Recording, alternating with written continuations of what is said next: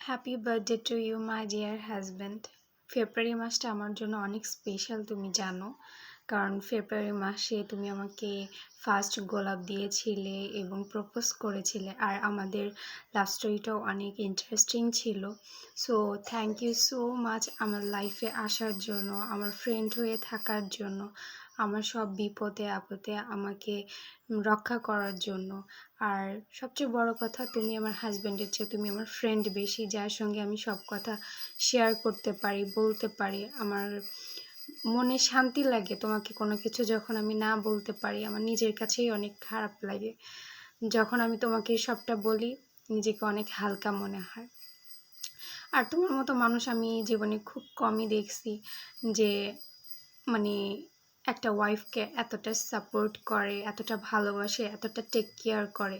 হয়তো তুমি আমার লাইফে না থাকলে আমি কখনো এভাবে নিজেকে মেন্টালি হেলথলি আমি কখনো নিজেকে সাপোর্ট দিতে পারতাম না, যদি তুমি আমার শক্তি না হতে।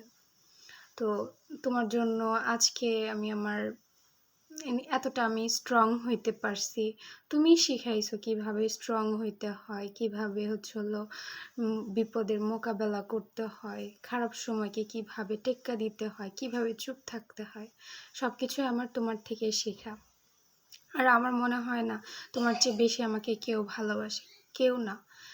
এবং কি আমিও আমাকে এতটা ভালোবাসি না যতটা তুমি আমাকে ভালোবাসো। আমি অনেক লাকি যে আমি তোমার লাইফ পার্টনার হইতে পারছি। আর তোমার বার্থডে নিয়ে তো আমার অনেক সবসময় জল্পনা কল্পনা থাকে, আমি এটা করব এটা করব।